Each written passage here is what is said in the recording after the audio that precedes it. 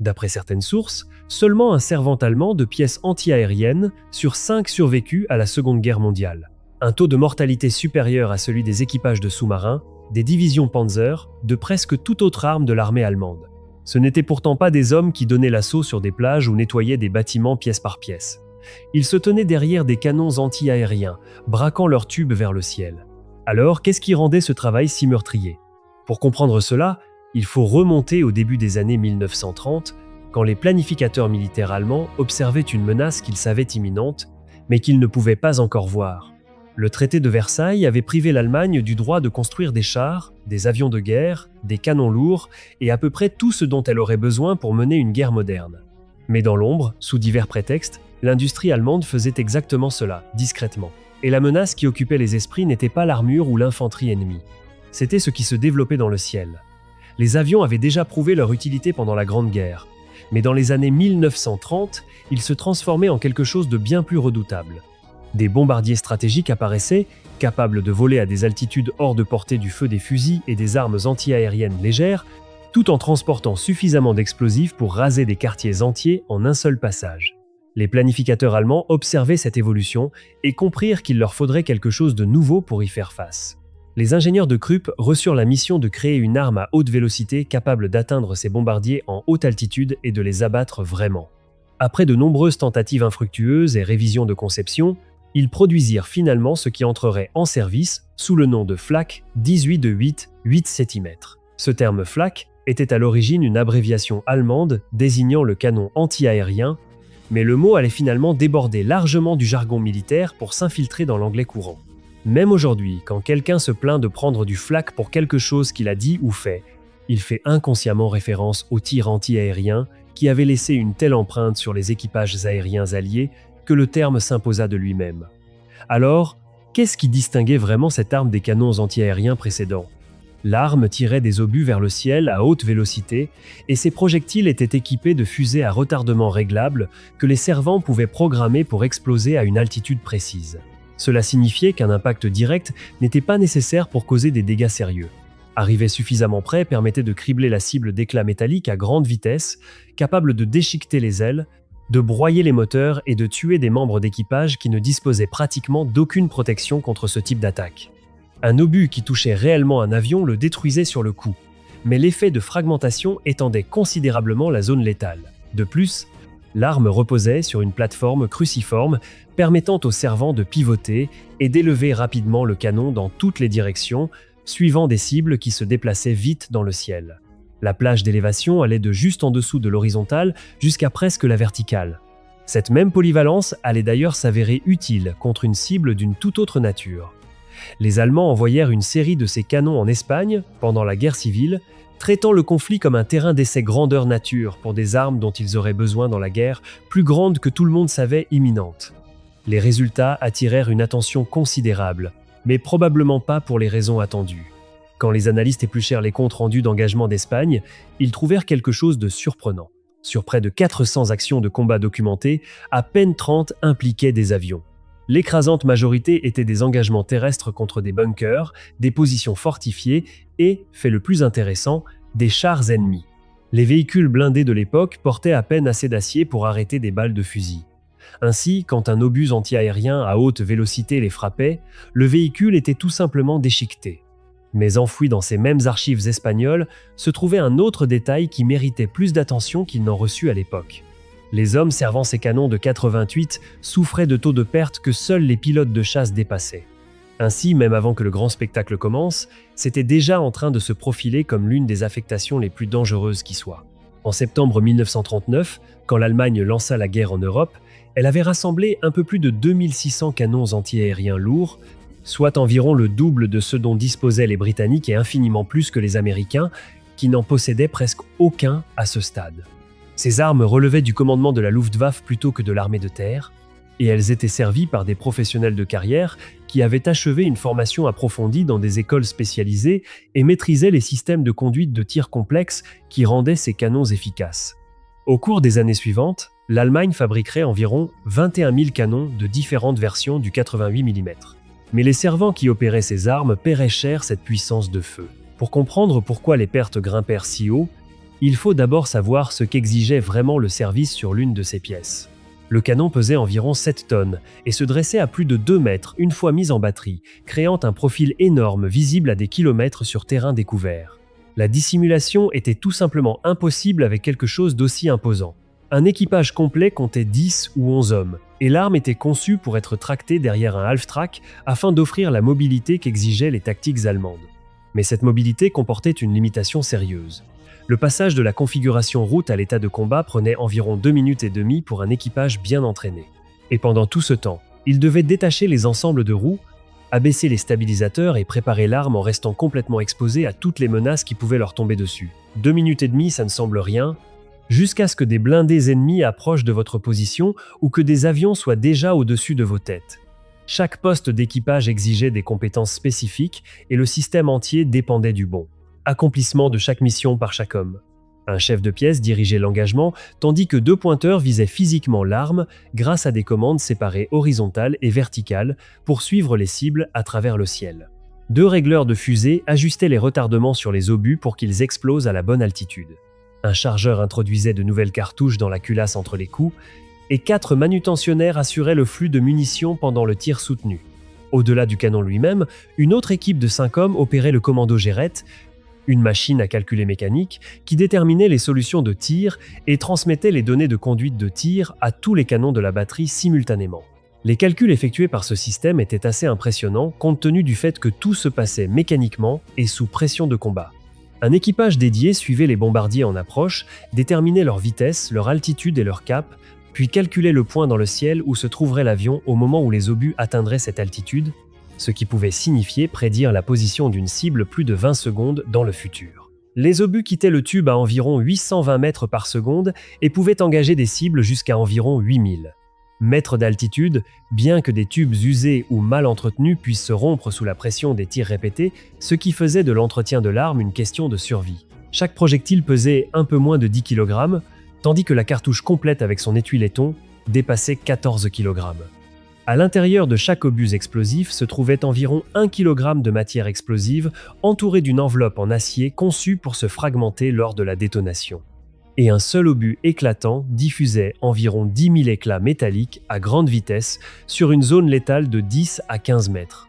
Ces panaches sombres visibles sur les photographies de guerre et les actualités cinématographiques étaient des nuages d'éclats en expansion capables de déchirer la peau des avions, de sectionner les câbles de commande et de tuer les membres d'équipage qui n'avaient pratiquement aucune protection contre des fragments se déplaçant à pareille vitesse. Il y avait cependant un défaut critique que les Allemands ne parvinrent jamais à surmonter.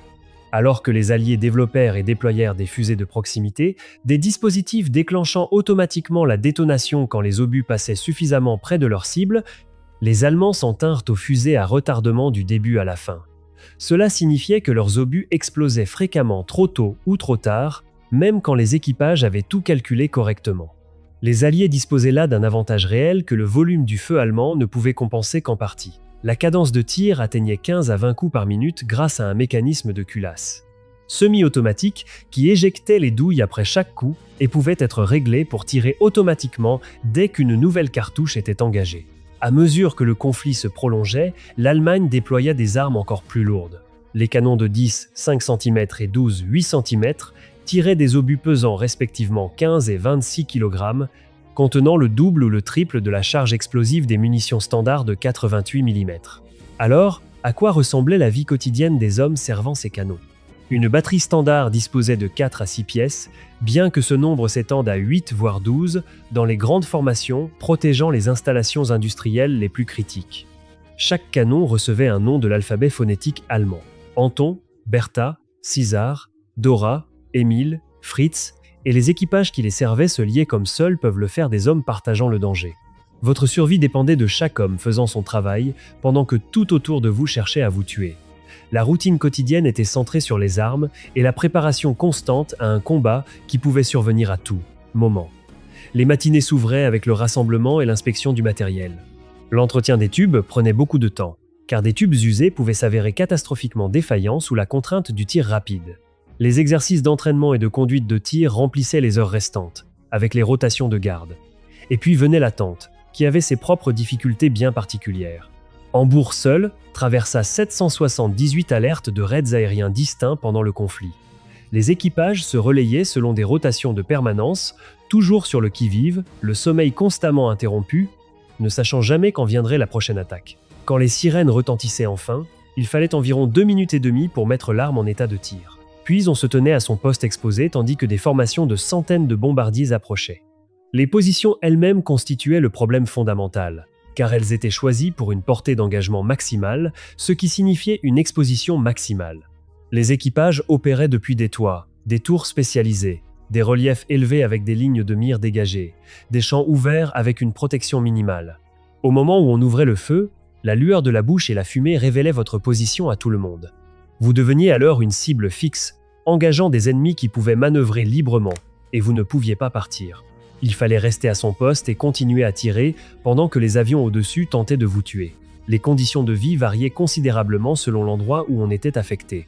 Ceux qui protégeaient les villes allemandes disposaient initialement d'un relatif confort, avec de vraies casernes près de leur position et quelque chose ressemblant à une routine militaire normale. Mais les équipages en Afrique du Nord faisaient face à un ensemble de problèmes entièrement différents. Ils enterraient leurs pièces dans des fosses de sable pour réduire leur profil visible, tout en se battant pour tenir hors de leur mécanisme le sable fin qui les aurait grippés en cas de contamination, par une chaleur qui rendait les métaux trop brûlants pour être touchés. Sur le front de l'Est, le froid intense imposait des procédures d'hivernage spéciales, et certaines batteries reçurent des traîneaux à chevaux pour déplacer l'équipement léger dans la neige qui rendait les véhicules à roues inutilisables. Le passage au combat terrestre commença d'ailleurs plus tôt que ne le mentionnent la plupart des historiens, et se produisit largement par accident. Dès les premières campagnes, les équipages rencontrèrent parfois des blindés alliés que les armes anti-chars allemandes standard ne pouvaient pas neutraliser. Les Français avaient déployé des chars lourds, et les Britanniques avaient des Matilda dont le blindage était suffisamment épais pour que les obus de 37 mm et 50 mm, qui constituaient alors la principale capacité anti-char allemande, rebondissent tout simplement dessus. Quand ces engins lourds apparurent, quelqu'un fit appel au 88, et les obus à haute vélocité percèrent l'acier qui avait arrêté tout le reste. L'approche fit ses preuves lors de la campagne de France en mai 1940. Les blindés britanniques lancèrent une contre-attaque inattendue contre la division de Rommel et les chars légers allemands se retrouvèrent repoussés. Toute la position risquait de s'effondrer quand Rommel ordonna à tous les canons disponibles d'abaisser leurs tubes et d'engager directement les blindés britanniques en approche. Les 88 stoppèrent l'attaque nette, et le commandement allemand commença à prêter plus d'attention à ce que leurs armes anti-aériennes pouvaient faire contre les chars. Rommel transforma cela en piège délibéré lors des combats dans le désert, à un endroit que les tankistes britanniques renommeraient lugubrement le couloir de l'enfer, en juin 1941. Les blindés allemands feindront de battre en retraite, attirant les chars britanniques sur des positions de 88 dissimulées creusées dans le sol du désert. 13 canons se retrouvèrent face à 190 chars britanniques cet après-midi-là, et l'engagement fut totalement à sens unique. Environ 100 véhicules furent détruits, dont des Matilda lourdement protégés censés pouvoir encaisser les tirs anti-chars conventionnels. Les servants réalisèrent en moyenne une mise hors de combat pour 20 coups tirés, ce qui est une bonne précision selon n'importe quelle norme. La vague de tête fut anéantie en quelques minutes, avec 11 véhicules sur une formation de 12 chars détruits presque immédiatement. Le dernier message radio du commandant britannique rapportait qu'un certain type de canon déchirait son escadron. Puis son propre char fut touché. Un membre d'équipage britannique capturé, par la suite, ne pouvait pas croire qu'utiliser des canons anti-aériens contre des chars soit considéré comme loyal. Ce qui rendit cela possible était une combinaison de qualités qui s'appliquait aussi bien aux cibles terrestres qu'aux avions. La trajectoire tendue, la haute vélocité, la précision et les optiques de qualité. Ces mêmes qualités s'avérèrent tout aussi efficaces sur le front de l'Est, où l'Allemagne reçut un choc très désagréable. Les 34 soviétiques et les chars de la série KV avaient un blindage que les armes anti-chars allemandes conventionnelles ne pouvaient pas pénétrer à une distance raisonnable. Le 37 mm s'était rapidement valu le surnom de Tok-Tok parmi les soldats allemands, parce que le tiré ne faisait rien d'autre que révéler sa position à un ennemi qu'on ne pouvait pas blesser. Pendant un temps, au début de cette campagne, le 88 était pratiquement la seule arme dont disposait l'Allemagne capable de détruire de façon fiable les blindés lourds soviétiques au-delà de 1000 mètres. Des munitions spécialisées rendirent cela possible. Les obus perforants étaient conçus non seulement pour pénétrer l'acier, mais pour exploser à l'intérieur après avoir traversé, causant un maximum de dégâts à l'équipage et au matériel. Ces obus pouvaient vaincre environ 100 mm de blindage à 2 km, ce qui dépassait tout ce que les Alliés déployèrent pendant tout le conflit. Mais pour des équipages formés au travail anti-aérien, ce passage à la destruction de chars était radicalement différent. Le service anti-aérien avait une certaine distance en soi. On observait des instruments, on effectuait des calculs, on engageait des points lointains qu'on peinait souvent à distinguer clairement.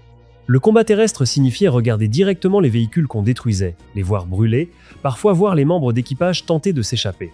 Et ces cibles pouvaient vous voir, elles aussi. Elles ripostaient, cherchant tout autant à vous tuer, et cette distance avait disparu. À mesure que ce double rôle s'amplifiait, les équipages de flak se retrouvèrent pris pour cible par pratiquement tout le monde sur le champ de bataille. Comprenant à la fois l'efficacité et la vulnérabilité de ces hommes, le commandement allemand reconnut le besoin de protéger cette puissance de feu d'une façon ou d'une autre. Les ingénieurs adaptèrent donc l'arme pour des plateformes blindées. Le char Tiger entra au combat fin 1942, embarquant une version du 88 que les équipages de chars alliés redouteraient jusqu'à la fin du conflit. Des chasseurs de chars comme le Nashorn et l'Elefant portaient une version encore plus puissante. Ces véhicules avaient des problèmes mécaniques, mais les canons qu'ils montaient étaient considérés par les deux camps comme les meilleures armes anti-chars de toute la guerre, capables de détruire les blindés ennemis à des distances où le tir de riposte n'était plus vraiment possible. Mais même si certains 88 obtinrent une protection blindée et des chenilles, les batteries fixes restaient indispensables pour la défense aérienne. Et en février 1945, plus de 300 batteries antiaériennes lourdes, soit environ 1/5 de toute l'infanterie allemande, étaient positionnées face aux forces soviétiques en progression plutôt que contre les bombardiers alliés. Des équipages formés pour engager des avions faisaient face désormais aux assauts blindés soviétiques, et la vulnérabilité était la même qu'avant. La mise en batterie prenait toujours 2 minutes et demie d'exposition. La protection par le dessus n'existait toujours pas, et l'infanterie pouvait toujours approcher par un terrain qu'on ne pouvait pas couvrir. Certains équipages se retrouvèrent à patauger dans la boue gelée aux portes de Prague ou à subir des tirs de mortier près de Breslau, tentant d'utiliser des armes conçues pour les avions contre des ennemis progressant à pied. Un incident dans les combats de Normandie en juillet 1944 illustre bien la tension autour de ces équipages. Un commandant de l'armée de terre atteignit un village et vit des blindés britanniques contourner sa position. Il trouva une batterie de 88 de la Luftwaffe encore en état et ordonna à son capitaine d'engager les chars. Le capitaine refusa, disant que son travail c'était les avions ennemis, et que détruire des chars était le problème de l'armée de terre. Le commandant sortit son pistolet et lui dit qu'il pouvait soit ouvrir le feu, soit mourir sur place. Le capitaine dit qu'il s'inclinait devant la force. L'engagement détruisit des dizaines de chars britanniques, mais la confrontation révèle quelque chose d'important sur ces hommes. Ils servaient sous commandement de la Luftwaffe, pas sous l'autorité de l'armée, et beaucoup résistèrent à être contraints dans des combats terrestres pour lesquels ils n'étaient pas préparés, forcés de mourir dans des rôles qu'ils n'avaient pas choisis sous les ordres d'officiers d'une autre arme. Pendant la phase initiale de la guerre, l'Allemagne avait la supériorité aérienne totale sur l'Europe, ce qui signifiait que les équipages anti-aériens subissaient des sollicitations relativement légères. Mais en 1943, la situation aérienne s'était totalement inversée, et les servants de flak entrèrent dans une lutte pour la survie qui ne s'arrêterait plus jusqu'à l'effondrement de l'Allemagne.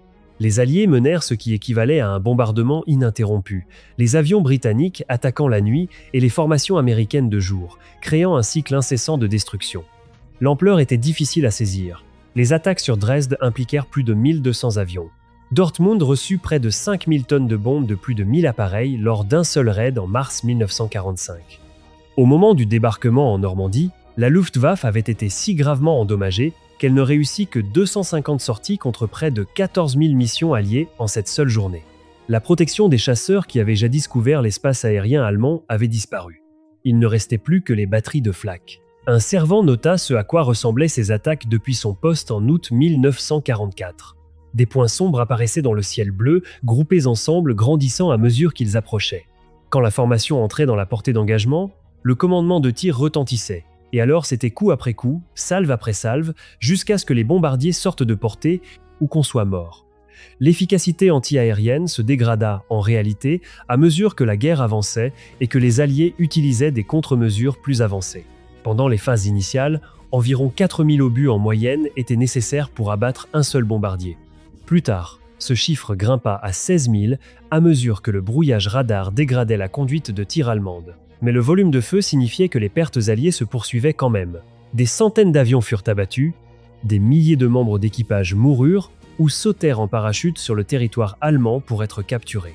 Ce que les équipages aériens alliés enduraient en pénétrant dans l'espace aérien défendu marqua les êtres survivants à vie.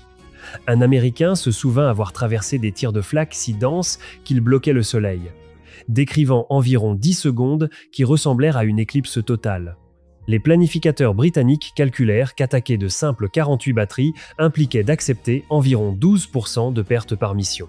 Les bombardiers eux-mêmes n'offraient pratiquement aucune protection, avec leur peau en aluminium mince et leur blindage limité aux systèmes les plus critiques. Les membres d'équipage avaient peu de défense contre les éclats et les conduites de carburant, les moteurs et les circuits hydrauliques étaient tout autant exposés. Mais les pertes allaient dans les deux sens et les commandants alliés savaient ce qu'il fallait faire. Les chasseurs bombardiers devinrent l'arme principale contre les positions de flak. Les P-47, Thunderbolt, P-50 et un Mustang et Typhoon chassaient délibérément les batteries antiaériennes, sachant qu'en les neutralisant, ils amélioraient les chances de survie des bombardiers qui suivaient. Ces chasseurs balayaient en avant des formations principales, mitraillant les positions avant l'arrivée des bombardiers lourds. Les bombardiers eux-mêmes embarquaient des mitrailleuses capables d'atteindre les équipages de pièces exposées, et des armes spécialisées furent développées spécialement pour tuer ces servants. Des bombes à sous-munitions conçues pour exploser au-dessus des positions supposées et arroser tout le monde en dessous d'éclats. Les Alliés utilisaient en somme la même approche que les Allemands utilisaient contre eux. Un officier posté sur une tour-forteresse en béton à Berlin regardait des formations de bombardiers américains traverser sans encombre de denses nuages d'obus explosants, continuant calmement vers leurs objectifs pour y lâcher leurs bombes. Quand le commandant de la Luftwaffe visita la position, son expression ne ressemblait en rien à la confiance qu'il affichait après la victoire en France. Un camarade officier dit que s'il ne réalisait que maintenant que la guerre était perdue, il avait du retard. Ces tours de flak méritent d'être mentionnées comme des structures assez impressionnantes, même si elles ne changeaient rien au résultat final. 8 grands complexes furent construits à Berlin, Hambourg et Vienne. Des forteresses en béton dont les parois étaient assez épaisses pour encaisser des impacts directs de bombes lourdes. Elles abritaient des munitions, des installations médicales, des réserves et des abris pour des milliers de civils lors des raids. Leur puissance de feu était sérieuse, avec de lourdes tourelles doubles de 12, 8 cm, soutenues par des 4,28 et des armes à tir rapide pour les cibles proches. Mais il y en avait trop peu pour faire la différence. Les planificateurs alliés localisèrent leurs positions et les contournèrent. À la fin de la guerre, ces tours étaient devenues des dernières positions, parmi les dernières à se rendre. Au-delà des actions ennemies, l'équipement lui-même était dangereux. Les obus rataient parfois ou détonaient prématurément, et les brûlures dues aux douilles chaudes et aux tubes surchauffés étaient monnaie courante. Et il y avait un danger rarement évoqué, les éclats de vos propres obus retombant après avoir explosé en altitude. Ce qui monte redescend, et des milliers d'éclats d'acier tombant du ciel ne faisaient pas la différence entre les équipages aériens alliés et les servants allemands en dessous. Les professionnels de la Luftwaffe qui opéraient ces armes au début de la guerre ne durèrent pas longtemps.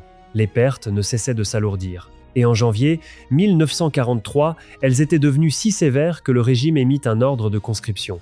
Des classes scolaires entières de garçons nés en 1926 et 1927, ayant donc entre 15 et 10 à 7 ans, reçurent leur convocation. Ils se présentèrent en février et se retrouvèrent en quelques semaines à servir des armes lourdes défendant les villes allemandes. Par la suite, des garçons encore plus jeunes suivirent. À la fin de la guerre, des enfants à peine âgés de 14 ans opéraient de l'artillerie. Selon certains témoignages, des garçons de 12 ans et moins furent retrouvés à des postes de tir. Des forces américaines auraient pris en charge des enfants aussi jeunes que 8 ans. Environ 200 000 garçons servirent dans la FLAC avant la capitulation de l'Allemagne. La formation qu'ils reçurent n'avait rien à voir avec celle des professionnels. Un survivant la décrivit comme bâclée. À peine quelques semaines d'entraînement pratique à la batterie même où on allait servir. Un autre se souvint d'être arrivé un matin et d'avoir été affecté comme chargeur le même après-midi. Mais ces garçons n'étaient pas de simples aides passant des obus à des adultes. Ils constituaient des équipages complets, assurant les fonctions de pointeur, de chargeur et d'opérateur sur des équipements complexes de conduite de tir. Un vétéran qui servit comme pointeur en azimut à 16 ans dit que l'arme était massive et très lourde. Faire pivoter le tube pour suivre les cibles, expliqua-t-il, c'était comme essayer de déplacer la terre entière. Voilà le genre de travail confié à des garçons à peine sortis de l'enfance. Le rôle des femmes s'élargit également. En 1943, plus de 100 000 jeunes femmes étaient rattachées aux unités de FLAC, servant les projecteurs et opérant les systèmes de conduite de tir. En 1944, elles pouvaient directement servir les armes, et à la fin de la guerre, certaines batteries défendant Berlin étaient entièrement opérées par des femmes. Des travailleurs étrangers comblèrent les lacunes restantes. La Luftwaffe utilisa environ 100 000 prisonniers soviétiques qui avaient accepté de servir leurs captifs, souvent parce que l'alternative était mourir de faim dans les camps allemands. Ils recevaient des uniformes et se voyaient confier la manutention des munitions, mais ils savaient ce qui leur arriverait si l'Allemagne perdait. Les autorités soviétiques les exécuteraient comme traîtres, et tout le monde le comprenait. En avril 1945, près de la moitié de tout le personnel de Flak se composait de civils ou d'auxiliaires. Ouvriers industriels qui servaient les canons la nuit et retournaient aux chaînes de production le jour, prisonniers de guerre, ressortissants étrangers de la Lettonie à la Croatie, étudiants qui auraient dû être à l'école, miliciens âgés et femmes. Ce qui avait débuté comme une arme militaire professionnelle s'était transformé en quelque chose se rapprochant davantage d'une force de dernière chance. Les statistiques de pertes répondent à la question posée au début, dès les combats d'Espagne. Les pertes des servants de Flak se classaient déjà au 2e rang, juste après les pilotes de chasse. Au milieu de la guerre, environ la moitié étaient morts. Lors de la phase suivante, ce taux grimpa à 50, voire 70%. Dans les derniers mois, il approcha 80%. Selon certaines sources, seulement un servant allemand de Flak sur 5 vit la paix. Ces chiffres sont difficiles à vérifier avec précision, mais les preuves sont claires. En 1945, les équipages formés avaient été presque entièrement remplacés par des adolescents, des hommes âgés, des femmes et des prisonniers, parce que les soldats professionnels qui avaient initialement opéré ces canons étaient morts. Des incidents individuels donnent un visage à ces chiffres. En août 1944, 23 auxiliaires adolescents, venus de 4 communes différentes, périrent dans une seule frappe alliée.